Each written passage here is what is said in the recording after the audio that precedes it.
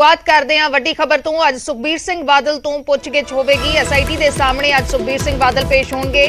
बैबल कलां गोलीकांड के मामले च पुछगिछ होगी। अज आईजी नौनिहाल सिंह की एसआईटी ने समन किया है।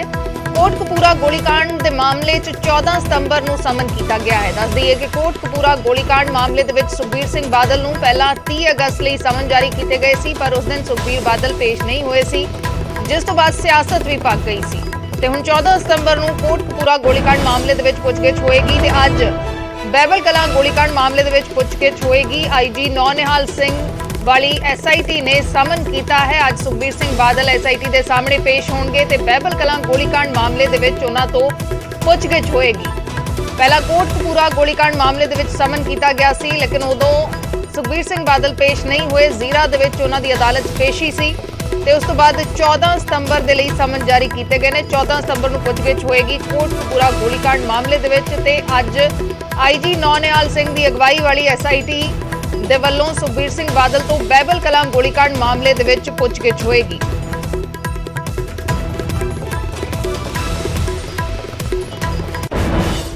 सुखबीर सिंह बादल अज एसआईटी के सामने पेश होंगे। सुखबीर सिंह बादल ते जरनैल सिंह ने बोलदे कहा है कि मामला सबजुडिस है ते इस दे बारे हाले कुछ कहना जल्दबाजी है, पर आम आदमी पार्टी की सरकार बेअदबी मामले ते इंसाफ दवा के हटेगी।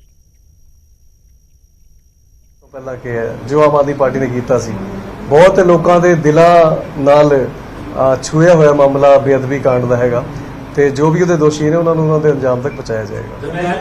हर वादा जिदा मैं तुहानूं इस तो पहला कहा जो आम आदमी पार्टी ने किया सी, बहुत लोगों के दिलों नाल छुआ हुआ मामला बेअदबी कांड का हैगा ते जो भी उहदे दोषी ने उन्होंने उन्होंने अंजाम तक पहुंचाया जाएगा। पंजाब दे विच कानून व्यवस्था नूं लैके एडीजीपी अर्पित शुक्ला ने अमृतसर दे विच स्पैशल चैकिंग की। विशेष नाके लगाए गए थे। इस मौके मीडिया नाल गलबात करदे उन्होंने कहा कि शरारती अंसरां नूं बख्शिया नहीं जाएगा ते पंजाब पुलिस भी पूरी तरह मुस्तैद है तां जो कोई भी किते भी अणसुखावी घटना ना वापर जाए। एडीजीपी अर्पित शुक्ला ने अमृतसर च स्पैशल चैकिंग की है। विशेष नाके लगाए गए।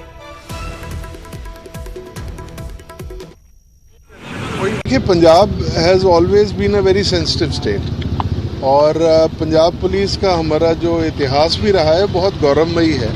हमने टेररिज्म के ज़माने में, उसके बाद ड्रग्स के ख़िलाफ़, गैंगस्टर्स के ख़िलाफ़ बहुत अच्छा एक्शन किया है।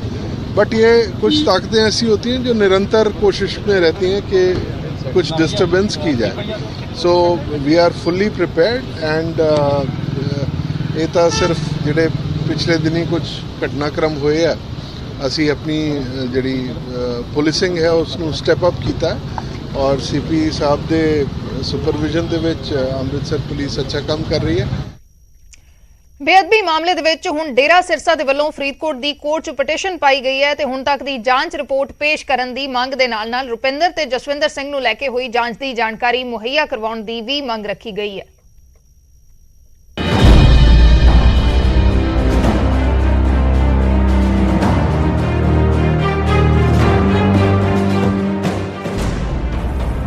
बरगाड़ी बेअदबी केस दे विच डेरा सिरसा का नाम आता है। डेरे के प्रेमियों को मुलजम भी बनाया गया है। हुण तक दी जांच एजेंसियां ते कमिश्नर ने डेरे की भूमिका ते सवाल खड़े किए ने, पर हुण डेरे दे वल्लों फरीदकोट की अदालत विच पटीशन पाई गई है। डेरे ने मंग की है कि बेअदबी केस नूं लैके हुई जांच दीआं फाइलां उन्हां नूं मुहैया करवाईआं जाण। बेअदबी केस दे विच सब तो पहला गिरफ्तार किए गए पंजग्राही के दो भरा रुपिंदर ते जसविंदर सिंह की भूमिका नूं लैके भी डेरे ने सवाल किए है। उन्हां दोवां भरावां दे संबंधी की गई जांच दीआं कापियां मुहैया करवाउण दी भी मंग रखी है।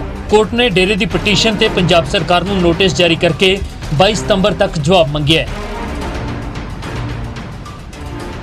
पहला इन्हां केसां च बेअदबी के संबंध विच दो मुलजम गिरफ्तार किए सी सिट ने, रुपिंदर सिंह ते जसविंदर सिंह पंजग्राही दे, जिन्हां ने रिकॉर्डिंग दे विच कन्फैशन की सी भी ये साडे तो बेअदबी हो गई है।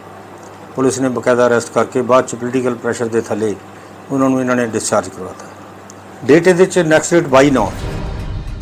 डेरे ने भी इल्जाम लाया कि एसआईटी के वल्लों की जा रही जांच के दौरान हाई कोर्ट के हुक्मां की भी अनदेखी की गई है। हाई कोर्ट ने एक ऑर्डर किया सीगा भी तुसी जो CBI ने तफ्तीश की है वो सारे दस्तावेज तुसी जिहड़ा नवें चलान पेश करोगे वो नाल लाने हैं। इन्हां ने हाई कोर्ट के ऑर्डर की भी कोई कंप्लाइंस नहीं की। ਉਧਰ ਸਿੱਖ ਜਥੇਬੰਦੀਆਂ ਨੇ ਕਿਹਾ ਕਿ ਡੇਰਾ ਬੇਅਦਬੀ ਕੇਸ ਦੇ ਵਿੱਚ ਸਿੱਖਾਂ ਨੂੰ ਹੀ ਦੋਸ਼ੀ ਬਣਾਉਣ ਦੀ ਕੋਸ਼ਿਸ਼ ਕਰ ਰਿਹਾ ਹੈ। ਪੰਜਾਬ ਦੇ ਵਿੱਚ ਵਾਪਰ ਰਿਹਾ ਦੁਖਾਂਤ ਪੰਜਾਬ ਦਾ, ਜਿਹਨੂੰ ਲੈ ਕੇ ਪਿਛਲੇ 7.5 ਸਾਲ ਤੋਂ ਪੂਰੀ ਸਿੱਖ ਕੌਮ ਦਰਦ ਦੇ ਨਾਲ ਜੂਝ ਰਹੀ ਆ, ਤਾਂ ਦੋਸ਼ੀਆਂ ਵੱਲੋਂ ਇੱਕ ਪਟੀਸ਼ਨ ਪਾਈ ਜਾਂਦੀ ਆ ਕਿ ਇੱਥੇ ਬੇਅਦਬੀ ਦੇ ਵਿੱਚ ਜਾਂਚ ਰੁਪਿੰਦਰ ਜਸਵਿੰਦਰ ਤੇ ਹੋਣੀ ਚਾਹੀਦੀ ਆ। ਸੋ ਇਹ ਕੀ ਇਸ ਦੇ ਮਾਇਨੇ ਹੋ ਸਕਦੇ ਆ? ਇੱਕ ਦੋਸ਼ੀ ਆ, ਜਦੋਂ ਦੋਸ਼ੀ ਸਾਬਤ ਹੋ ਚੁੱਕਿਆ ਤੇ ਉਸ ਦੇ ਡੇਰੇ ਦਾ ਪ੍ਰਚਾਰ ਆ ਪੂਰੇ ਪੰਜਾਬ ਦੇ ਵਿੱਚ ਬੰਦ ਕੀਤਾ ਜਾਵੇ। ਬੇਅਦਬੀ ਕੇਸ ਦੇ ਵਿੱਚ ਡੇਰਾ ਪ੍ਰੇਮੀਆਂ ਦੇ ਖਿਲਾਫ ਚਲਾਨ ਪੇਸ਼ ਹੋ ਚੁੱਕਿਆ ਹੈ, ਪਰ ਹੁਣ ਡੇਰੇ ਦੇ ਵੱਲੋਂ ਕੋਰਟ ਦੇ ਵਿੱਚ ਪਟੀਸ਼ਨ ਪਾ ਕੇ ਰੁਪਿੰਦਰ ਤੇ ਜਸਵਿੰਦਰ ਸਿੰਘ ਦੀ ਭੂਮਿਕਾ ਤੇ ਸਵਾਲ ਕੀਤੇ ਜਾ ਰਹੇ ਨੇ। ਪਰ ਦੂਜਾ ਪੱਖ ਇਹ ਵੀ ਹੈ ਕਿ 7 ਸਾਲ ਤੋਂ ਵੱਧ ਦਾ ਸਮਾਂ ਬੀਤ ਜਾਣ ਦੇ ਬਾਅਦ ਵੀ ਬੇਅਦਬੀ ਕੇਸ ਦੇ ਵਿੱਚ ਮੁਲਜ਼ਮਾਂ ਨੂੰ ਸਜ਼ਾ ਨਹੀਂ ਹੋਈ ਤੇ ਇਨਸਾਫ ਦੀ ਉਡੀਕ ਅੱਜ ਵੀ ਕੀਤੀ ਜਾ ਰਹੀ ਹੈ।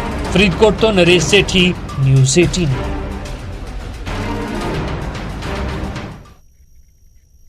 ਬਿਆਸ 'ਚ ਡੇਰਾ ਪੈਰੋਕਾਰਾਂ ਤੇ ਨਿਹੰਗਾਂ ਦੇ ਵਿਚਾਲੇ ਹੋਏ ਟਕਰਾਅ ਤੋਂ ਬਾਅਦ ਪੁਲਿਸ ਨੇ ਦੋਵੇਂ ਧਿਰਾਂ ਤੇ ਕੇਸ ਦਰਜ ਕਰ ਲਿਆ ਹੈ, ਪਰ ਇਸ ਕਲੇਸ਼ ਦੇ ਸੂਬੇ ਦੇ ਫਿਰਕੂ ਮਾਹੌਲ ਤੇ ਕਾਨੂੰਨ ਵਿਵਸਥਾ ਤੇ ਕਈ ਸਵਾਲ ਖੜੇ ਕੀਤੇ ਨੇ। ਕੀ ਪੰਜਾਬ ਦੇ ਵਿੱਚ ਵੱਧ ਰਿਹਾ ਹੈ ਫਿਰਕੂ ਤਣਾਅ? ਕੀ ਪੰਜਾਬ 'ਚ ਕਮਜ਼ੋਰ ਹੋ ਰਹੀ ਹੈ ਭਾਈਚਾਰਕ ਸਾਂਝ?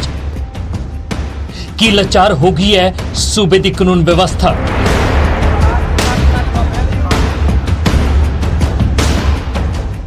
ਇਹ ਸਵਾਲ ਇਹਨਾਂ 3 ਤਸਵੀਰਾਂ ਤੋਂ ਬਾਅਦ ਪੈਦਾ ਹੋਏ ਨੇ।